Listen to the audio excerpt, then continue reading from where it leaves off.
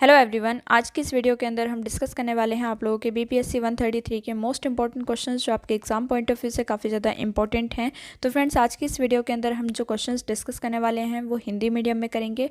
और अगर आप लोग इंग्लिश मीडियम के इंपॉर्टेंट क्वेश्चंस की वीडियो चाहते हैं तो आप लोग उसके लिए मुझे नीचे कमेंट सेक्शन में बता दीजिएगा। हिंदी मीडियम की काफ़ी ज़्यादा डिमांड थी तो इस वजह से मैंने यहाँ पे इसे हिंदी मीडियम में अपलोड किया है। तो फ्रेंड्स, इस सब्जेक्ट का नाम है आप लोगों का तुलनात्मक सरकार और राजनीति। ठीक है, इस सब्जेक्ट के इंपॉर्टेंट क्वेश्चंस हम डिस्कस करेंगे।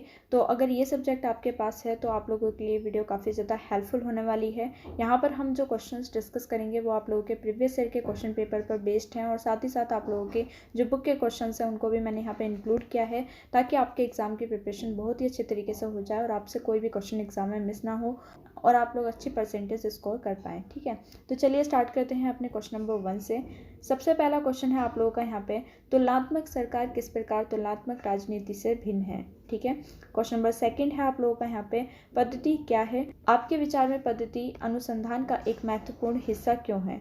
ये जो क्वेश्चन है ये मैंने चैप्टर 1 से लिया है और ये जो क्वेश्चन है ये मैंने चैप्टर 2 से लिया है। यहाँ पर ये जितने भी क्वेश्चन मैं आपके साथ डिस्कस कर रही हूँ इन सभी क्वेश्चन के जो आंसर हैं वो आप लोगों को चैप्टर वाइज आपकी बुक से मिल जाएंगे, इग्नू टेक्स्ट बुक से। ठीक है, जो आपकी इग्नू की टेक्स्ट बुक होती है वहाँ से आप लोग इनके आंसर्स को फाइंड आउट करके अपने एग्जाम की प्रिपरेशन कर सकते हैं। या फिर अगर आप लोगों के पास इग्नू की टेक्स्ट बुक नहीं है तो आप लोग नीरज पब्लिकेशन की गाइड परचेस कर सकते हैं।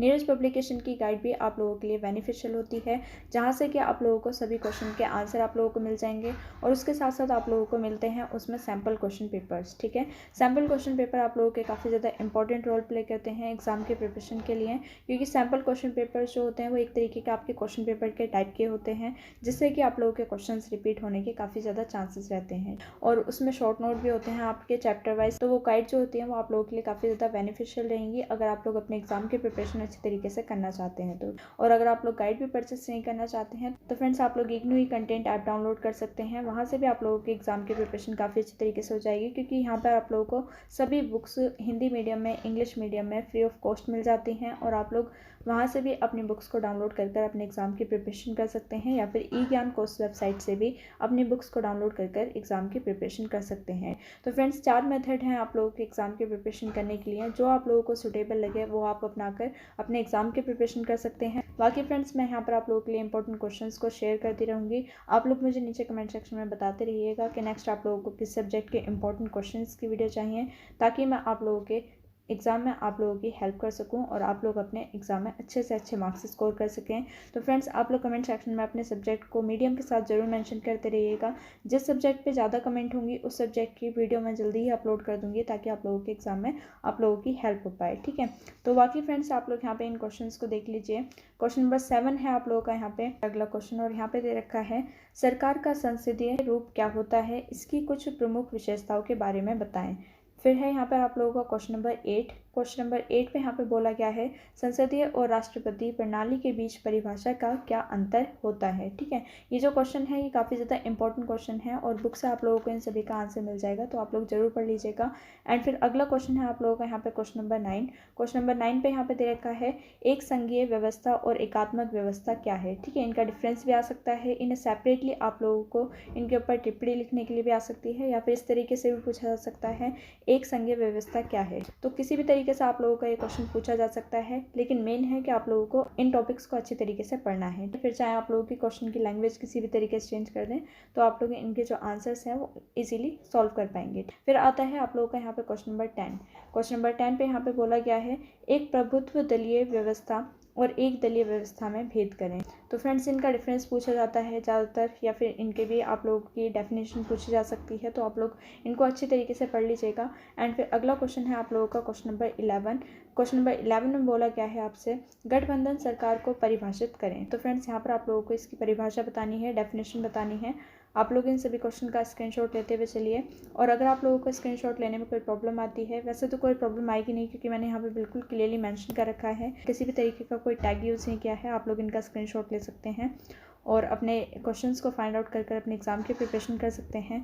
लेकिन फिर भी अगर आप लोगों को स्क्रीनशॉट से पढ़ने में कोई दिक्कत आती है, तो अगर आप लोगों को फुल PDF चाहिए तो आप लोग कमेंट सेक्शन में मुझे बता दीजिएगा। मैं इसकी PDF आप लोगों को नीचे डिस्क्रिप्शन बॉक्स में अपलोड कर दूँगी। आप वहाँ से इसे डाउनलोड कर लीजिएगा और अपने एग्ज़ाम की प्रिपरेशन कर लीजिएगा।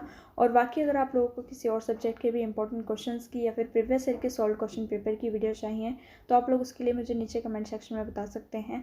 मैं जल्द से जल्द उसे अपलोड करने की कोशिश करूँगी। तो फ्रेंड्स, आप लोग चैनल को सब्सक्राइब कर लीजिएगा। साइड में एक बेल आइकन होगा, उसे प्रेस कर दीजिएगा ताकि आप लोगों को आने वाली सभी वीडियोज़ की नोटिफिकेशन बिल्कुल करेक्ट टाइम पर मिलती रहे और आपकी एग्ज़ाम की प्रिपरेशन बहुत ही अच्छे तरीके से यहाँ से होती रहे। आज भी जो क्वेश्चंस मैंने आप लोगों के साथ शेयर किए थे BEGA 182 के, उसमें भी काफ़ी हद तक की कमेंट थी कि बहुत सारे क्वेश्चंस आप लोगों के आए थे हमारे वीडियोस से। तो आपकी एग्ज़ाम की प्रिपरेशन बहुत अच्छी तरीके से हुई होगी अगर आप लोगों ने हमारी वीडियोस को देखा होगा। तो इसी तरीके से आप लोगों को इन सब्जेक्ट की भी प्रिपरेशन करनी है। और अगर आप लोगों को किसी और सब्जेक्ट के भी इंपॉर्टेंट क्वेश्चन की वीडियो चाहिए, तो आप लोग कमेंट सेक्शन में अपने सब्जेक्ट को मेंशन कर सकते हैं मीडियम के साथ। बाकी मैं अपनी तरफ से पूरी कोशिश करूँगी कि आप लोगों को सभी सब्जेक्ट के जो इंपॉर्टेंट क्वेश्चन की वीडियोज़ हैं वो प्रोवाइड कर दी जाए। तो फ्रेंड्स, आप लोग चैनल को सब्सक्राइब जरूर कर लीजिएगा। साइड में एक बेल आइकन होगा, उसे प्रेस कर दीजिएगा ताकि आप लोगों को आने वाली सभी वीडियोज़ की नोटिफिकेशन बिल्कुल करेक्ट टाइम पर मिलते रहें। एंड फिर ये है आप लोगों का क्वेश्चन नंबर 21। क्वेश्चन नंबर 21 में यहाँ पे दे रखा है, राज्य के संदर्भ में साम्यवादी और उदारवादी सिद्धांतों की तुलनात्मक व्याख्या कीजिए। फ्रेंड्स, ये जो क्वेश्चन है ये आप लोगों का पिछले साल के क्वेश्चन पेपर में भी आया था, तो ये काफ़ी ज़्यादा इंपॉर्टेंट क्वेश्चन है। हो सकता है आप लोगों के दिसंबर 2022 में भी रिपीट हो जाए, तो आप लोग इन क्वेश्चन को अच्छी तरीके से पढ़ लीजिएगा। एंड फिर अगला क्वेश्चन है आप लोगों का क्वेश्चन नंबर 22। क्वेश्चन नंबर 22 में यहाँ पे दे रखा है, परंपरागत उदारवाद और मार्क्सवाद के बीच अंतर की व्याख्या कीजिए। तो ज़्यादातर आप लोगों के डिफरेंशिएट वाले क्वेश्चंस को मैंने यहाँ पे इंक्लूड किया है, क्योंकि कोई भी टॉपिक अगर आपका डिफरेंशिएट में अगर आप लोगों ने क्लियर कर रखा है, तो आप लोग उसके ऊपर इजीली टिप्पणी लिख सकते हैं, उसका डिफरेंस भी बता सकते हो। ठीक है। एंड फिर अगला क्वेश्चन है आप लोगों का यहाँ पे क्वेश्चन नंबर 23। क्वेश्चन नंबर 23 में यहाँ पे दे रखा है, संघवाद की आवश्यक शर्तों की व्याख्या कीजिए। एंड फिर अगला क्वेश्चन है आप लोगों का क्वेश्चन नंबर 24। और क्वेश्चन नंबर 24 में यहाँ पे दे रखा है, एकात्मक और संघवाद के बीच बुनियादी अंतर की व्याख्या कीजिए। एंड फिर क्वेश्चन नंबर 25 है। क्वेश्चन नंबर 25 में यहाँ पे दे रखा है, सत्तावादी शासन की मुख्य विशेषताओं की विवेचना कीजिए। तो फ्रेंड्स, ये सभी क्वेश्चन आप लोगों के बहुत ही ज़्यादा इंपॉर्टेंट हैं। आप लोग इनका स्क्रीनशॉट ले लीजिए और अच्छी तरीके से इनके आंसर्स को फाइंड आउट करके अपने एग्जाम की प्रिपरेशन कर लीजिएगा।